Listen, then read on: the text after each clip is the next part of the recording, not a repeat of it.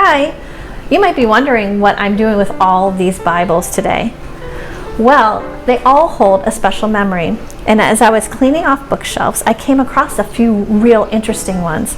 This one, my grandfather carried with him during the World War II.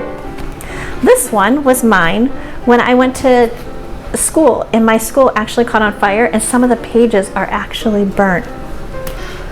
This one, my grandmother wrote in. She wrote special dates, and when I was looking through, I even found in her handwriting when I was born. That was pretty cool. This one down here actually belongs to one of my kids. They got it after they made their first communion. Well, all of these books are really cool and hold special memories.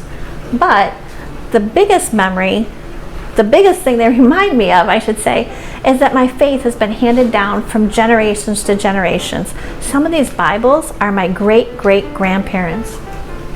It reminded me of a sermon that Reverend Al Hart wrote many years ago.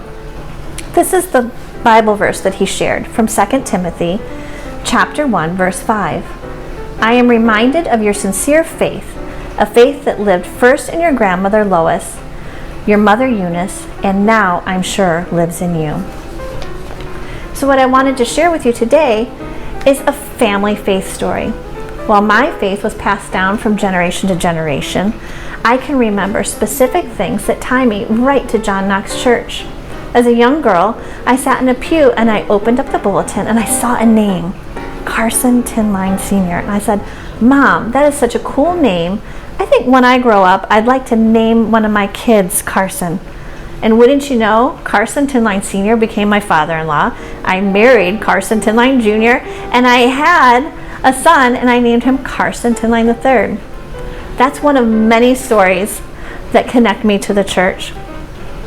I also got to volunteer with my mom as a Sunday school teacher.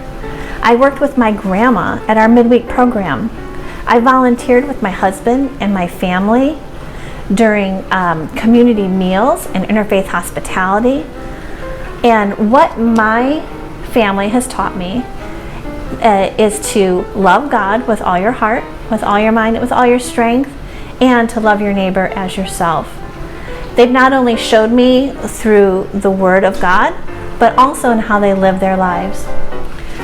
In Al's sermon, he shared this from author Ann Weems. There's no more effective evangelism than telling our stories to those we care about, to family, to friends, to those we see day in and day out. So I want to encourage you as parents and as my Sunday school students to share your faith with others. Al goes on in his sermon that says, we all have a gift to give to our children, to share with our families.